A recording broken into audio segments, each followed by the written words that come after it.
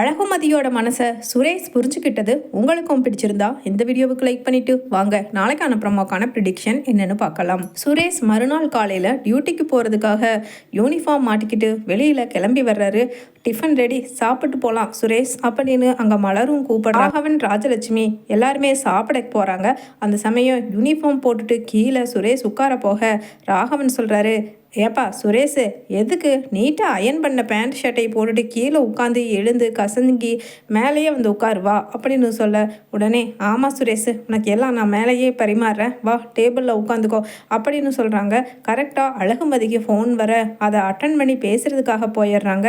அதை பார்த்துக்கிட்டு இருந்த ராஜலட்சுமியும், என்ன ஆம்பளைங்களுக்கு சோறு போடுற சமயத்தில் அப்படி என்ன முக்கியமான ஃபோன் வேண்டி கிடக்கு, அப்படியே யாராவது ஃப்ரெண்டு தெரிஞ்சவங்க அனுப்புனா கட் பண்ணி விட்டுட்டு கொஞ்ச நேரம் கழித்து பேச வேண்டியது தானே, அதுதான் பொழுதுக்கும் அந்த ஃபோனை பிடிச்சிட்டே உட்காந்துருக்கிறது தானே வேலை, வேற என்ன வேலை அப்படின்னு அங்கே ராஜலட்சுமி பேச, உடனே மலர் சொல்கிறாங்க, அத்தை இங்கே சாப்பாடு பரிமாற மலர் அட்டன் பண்ணி வெளியில் போய் பேசிக்கிட்டு இருக்கானா, ஏதாவது முக்கியமான விஷயமா இருக்க போகுது அப்படின்னு சொல்கிறாங்க.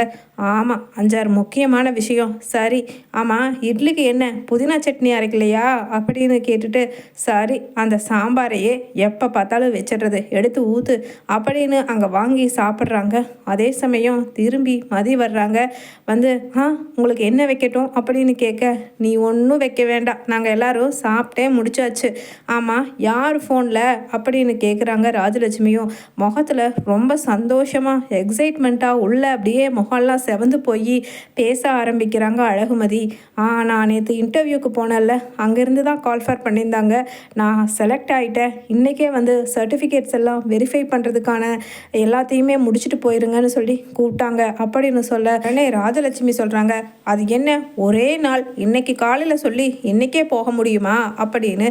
உடனே அது ஏன் முடியாது, நான் வீட்டில் இப்போ சும்மா தான் இருக்கேன், அப்படித்தான் வேலை கொடுக்குறவங்க இப்படி கூப்பிட்டா போய் தான் ஆகணும் அப்படின்னு சொல்லிட்டு பதிலுக்கு அழகுமதியும் பேச, உடனே ராகவனும், ராஜலட்சுமி உனக்கு என்ன வேலை, தேவையில்லாத வேலை, அவள் அடுத்தவங்க விஷயத்தில் மூக்க நுழைக்காத, ஏதாவது நீ சொன்னால் கேட்குற அப்படி இருந்தால் சொல்லலாம், யாரும் உன் பேச்சை கேட்கறது இல்லைன்னு ஆயாச்சு, விட்டு எல்லாம் அவங்க இஷ்டத்துக்கு ஆடிட்டு போகிறாங்க, நமக்கு என்ன வயசான கழுதிங்க அப்படின்னு சொல்லிட்டு மதிக்கு வேலை கிடைச்சது பிடிக்காத மாதிரி ராகவனும் பேச, அதே சமயம் சுரேஷ் சொல்கிறாங்க, மதி இன்னும் கொஞ்சம் 9:30க்கு தானே வர சொல்லியிருக்காங்க, சீக்கிரமாக கிளம்புனேன்னா நான் நேற்று மாதிரியே ட்ராப் பண்ணிட்டு போயிடுறேன் அப்படின்னு சொல்கிறாங்க. உடனே அழகுமதியும் சந்தோஷமாக சிரிச்சுக்கிட்டே, சரி நான் சீக்கிரம் ரெடி ஆகிடுறேன் அப்படின்னு குளித்து கிளம்பி புடவெல்லாம் கட்டி அழகாக வர்றாங்க வெளியில். அதே சமயம் அங்கே சரி போகலாம் அப்படின்னு சொல்ல, உடனே மலரும், மதி என்ன மதி காலையில் பிரேக்ஃபாஸ்ட்டு சாப்பிடாமையே போறியே அப்படின்னு சொல்ல, இல்லைங்க அவங்க 9:30க்கு ஹெச்ஓடி வர்றதுக்கு முன்னாடியே வந்து அங்கே எல்லா சர்டிஃபிகேட்ஸையும் சரண்டர் பண்ண சொல்லியிருக்காங்க, அதுக்கப்புறம் ஹெச்ஓடி வந்துட்டா டிலே ஆகிடுச்சுன்னா ஃபஸ்ட்டு இம்ப்ரெஷனே கொஞ்சம் என் மேலே கெட்ட இம்ப்ரெஷன் ஆகிடுச்சுன்னா வேண்டாம், நான் சாப்பிடாட்டியும் பரவாயில்ல, ஒரு நாள் பிரேக்ஃபாஸ்ட்டு சாப்பிட்லன்னா எனக்கு டயட் இருந்து மேனேஜ் பண்ணிக்குவேன், பழக்கம் இருக்குது, அதனால் நான் ஏதாவது ஃப்ரூட்ஸ் வேணும்னா வாங்கி சாப்பிட்டுக்கிறேன், பாய் அப்படின்னு சொல்ல, உடனே அங்கே சுரேஷ் சொல்கிறாரு, இதை பாரு மதி, முதல்ல நீ பிரேக்ஃபாஸ்ட்டு சாப்பிட்டு வா, டின்னர் அண்டு லஞ்ச் எதை வேணுனாலும் ஸ்கிப் பண்ணலாம், ஆனால் பிரேக்ஃபாஸ்ட்டு மட்டும் ஸ்கிப் பண்ணக்கூடாது, நான் வெயிட் பண்ணுறேன், உன்னை எவ்வளவு சீக்கிரமாக கொண்டு போய் சேர்த்த முடியுமோ, 9:30க்கு தானே, சீக்கிரமாக அதுக்குள்ளே 9:25க்கு நீ கேட்டுக்கு முன்னாடி இருப்பேன், அதுக்கு ஷூரிட்டி நான், போதுமா, போ சாப்பிட்டு வா அப்படின்னு சொல்ல, உடனே வாயில் அப்படியே கையை வச்சுட்டு ஆச்சரியமாக பார்க்குறாங்க மலர். சுரேஷு நீயா பேசினது அப்படின்னு அங்கே கிள்ளி பார்க்க, அண்ணி வலிக்குது, எதுக்கு அண்ணி என்ன கிள்றீங்க அப்படின்னு, நான் இது கனவா இல்லை நிஜமானு சொல்லி செக் பண்ணி பார்த்தேன் அப்படின்னு சொல்ல, உடனே ஆமாம் ரொம்ப தான் அக்கறை அப்படின்னு அங்கே நினச்சிக்கிட்டே வயிற்றெரிச்சல்ல அப்படியே ஸ்டொமக்கெல்லாம் பேர்ன் ஆகி கருகிற வாசம் வர்ற அளவுக்கு ராஜலட்சுமியும் ராகவனும் பார்த்துக்கிட்டு இருக்காங்க. ராகவன் கேட்குறாரு, ஏப்பா சுரேஷு, நீ டியூட்டிக்கு போகிறத விட்டுட்டு இடையில 10 கிலோமீட்டருக்கு பக்கமாக அந்த பக்கம் கொண்டு போய் விட்டுட்டு போனால் உனக்கு ஒன்றும் பிரச்சனை இல்லையா அப்படின்னு கேட்குறாரு. ஏப்பா என்னோடய டியூட்டியை பற்றி தான் தெரியுமில்லப்பா, நான் போனால் எப்போ சைன் போடணும் அது பிரச்சனை இல்லைப்பா இப்போதைக்கு அது அப்படின்னு சொல்லிட்டு அங்கே சொல்கிறாங்க. சொல்கிறாரு சுரேஷோ. உடனே அழகுமதியும் அவசர அவசரமாக 2 இட்லி போதுங்க, போதும் போதும் அப்படின்னு அங்கே சாப்பிட்டுட்டு வர்றாங்க. அவங்க அவசர அவசரமாக சாப்பிட்றதையும் அவங்க சந்தோஷமாக முகத்தில் சிரிச்சுட்டு அப்படியே பிரைட்டாக தெரியுது அவங்க மனசுக்குள்ளே இருக்கிற சந்தோஷம். ஏன்னா சஸ்பெண்ட் ஆகி கிட்டத்தட்ட 1 மாதம் 2 மாதத்துக்கு பக்கமாக வீட்டில் இருந்தவங்க இன்றைக்கி மறுபடியும் வேலைக்கு ஜாயின் பண்ண போகிறோம் அப்படிங்கிற ஒரு கான்ஃபிடென்ஸில் சந்தோஷமாக சாப்பிட்டுக்கிட்டு இருக்கிறத பார்த்து ரசிக்கிறாரு சுரேஷ். உனக்கு என்ன ஒரு ஆசை உன் வேலை மேலே? ச்சே, இருந்தாலும் பாவம் லட்சியமான பொண்ணு தான். அந்த பொண்ணை ரொம்பவுமே கஷ்டப்படுத்திட்டோம் நாம மாமா கூட சேர்ந்து அப்படின்னு நினச்சிக்கிட்டே இருக்காரு. அதே சமயம் கிளம்பி போகிறாங்க பைக்கில் சுரேஷும் அழகுமதியும். நல்லா பிடிச்சிக்க, இங்கே நிறைய ஸ்பீட் பிரேக்கர் இருக்குது, எங்கேயாவது விழுந்துடாத அப்படின்னு சொல்ல உடனே அங்கே அழகுமதி சொல்கிறாங்க, ஸ்பீட் பிரேக்கர்னாலெல்லாம் என்னால் விழ வைக்க முடியாது என்ன, அதனால் நீங்கள் பார்த்து கேர்ஃபுல்லாக ஓட்டுங்க, எங்கேயாவது ஸ்லிப் ஆகிடாமல் அப்படின்னு அங்கே 2 பேருமே ரொமான்டிக்காக பேசிக்கிறாங்க மனசுக்குள்ளே லவ்வை மறைச்சிட்டு. அதே சமயம் சாரி நான் வரட்டுமா, எவ்வளோ நேரம் வேலை இருக்குது அப்படின்னு கேட்குறாரு. இல்லை, சர்டிஃபிகேட் வெரிஃபிகேஷன் தான் சொல்லியிருக்காங்க, எப்படியா இருந்தாலும் 1 hour 1.5 hour ஆகும் அப்படின்னு சொல்லிட்டு அங்கே அழகுமதியும் சொல்ல, சரி நான் 1.5 மணி நேரத்தில் திரும்பவும் வந்துடுறேன், வீட்டில் கொண்டு போய் நானே வர்றேன், நீ ஸ்ட்ரெஸ் பண்ணிக்க வேண்டாம் அப்படின்னு சொல்லிட்டு சுரேஷ் சொல்கிறாரு.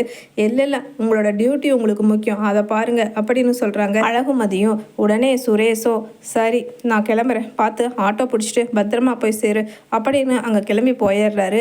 அதே சமயம் சுரேஷ் மனசுக்குள்ளே தான் அங்கே அழகுமதிக்கு ரெக்கமெண்ட் பண்ணுது அப்படின்னு தெரியாமல் எப்படியோ நம்ம உண்மையை தெரிஞ்சா நிச்சயமாக வேலை வேண்டாண்டா, நீ யாருடா எனக்கு ரெக்கமெண்ட் பண்ணுறது, எனக்கு திறமை நிறையா இருக்குடான்னு சொல்லி அப்பப்பா லெக்சரர் மேடம் என்னென்ன லெசன் எடுப்பாங்களோ அதனால் தெரியாமல் இருக்கிறதே நல்லது, எப்படியோ அவளோட ஆசைப்படி திரும்பவும் ரீஜாயின் பண்ணா அதே போதும் அப்படின்னு அங்கேருந்து சிரிச்சுக்கிட்டே கிளம்பிடுறாரு தன்னோட புல்லட்டை எடுத்துகிட்டு சுரேஷ்.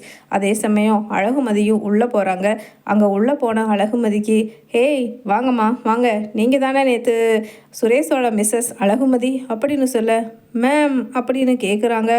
எப்படி அவர் உங்களுக்கு தெரியும் அப்படின்னு. உடனே இங்கே நான் சீனியர் ஸ்டாஃப்மா, நேற்று கூட நான் தானே உங்களுக்கு இன்டர்வியூ பேனலில் இருந்தேன், கேன் யூ ரிமெம்பர் அப்படின்னு சொல்லிட்டு அங்கே பேச, ஆமாம் மேம் நீங்கள் இருந்தீங்க, பட் என் ஹஸ்பண்ட் சுரேஷை எப்படி உங்களுக்கு தெரியும் அப்படின்னு சொல்ல, நானும் அவரும் கிளாஸ்மேட்மா அப்படின்னு சிரிக்கிறாங்க. அப்படியா, இப்போ நான் அவரோட ஒய்ஃபுங்கிறது உங்களுக்கு எப்படி தெரியும் அப்படின்னு அழகுமதி ப்ரில்லியண்ட்டாக கேட்க, இல்லை சுரேஷ் கால் பண்ணி சொன்னான் என் மிஸ்ஸஸ் இங்கே தான் இன்டர்வியூக்கு வந்திருக்காங்கன்னு, அவனுக்கு ஏற்கனவே தெரியும் நான் இங்கே தான் ஒர்க் பண்ணுறேன்னு, அதனால தான் அவனுக்கு என்னை கால் பண்ணி கேட்க, பை த லக் நீங்கள் என்னோடய டிபார்ட்மெண்ட் ஸ்டாஃபாக இருக்கிறதால நீங்கள் என்கிட்ட கரெக்டாக இன்டர்வியூக்கும் வந்தீங்க அப்படின்னு சொல்லிட்டு சொல்கிறாங்க. உடனே அங்கே ஓ அப்படியா மேம், சரி என்னோடய சர்டிஃபிகேட்ஸ் எல்லாம் வெரிஃபை பண்ணி பாருங்கள் அப்படின்னு சொல்ல, ஓகே மேம் அது எல்லாமே அவங்க பார்த்துக்குவாங்க, அதுக்குன்னு ஒரு ஆஃபீஸில் டிபார்ட்மெண்ட் இருக்குது அவங்க பார்த்துக்குவாங்க, பட் சுரேஷ் எப்படி இருக்கா, பரவாயில்ல, அவன் லவ் பண்ண பொண்ணு அந்த கவிதாவை மறந்துட்டு உங்கள் கூட வாழ ஆரம்பிச்சிட்டானா அப்படின்னு சொல்லிட்டு அங்கே அந்த லேடியும் கேட்க, என்னது அவர் லவ் பண்ணி இருக்காரா அப்படின்னு அழகுமதியும் கேட்குறாங்க. ஐயையோ, நான் அவன் உங்ககிட்ட சொல்லி இருப்பான்னு தான் நார்மலாக பேசினேன், நீங்கள் தப்பாக எடுத்துக்காதீங்க, அவன் காலேஜில் படிக்கும்போது கவிதான்னு ஒரு பொண்ணை லவ் பண்ணி துரத்தி அவளை டார்ச்சர் பண்ணான், ஆனால் உங்கள் வீட்டுக்காரர் சரியான போலீஸ் கிடையாதுமா, ரவுடி, அந்த பொண்ணு பயந்து அடுத்த வருஷம் நான் காலேஜே வரலன்னு சொல்லி ஒரே வருஷத்தில் ஓடிட்டா அப்படின்னு சொல்லிட்டு அங்கே சுரேஷோட கதையெல்லாம் பேசி சிரிக்கிறாங்க.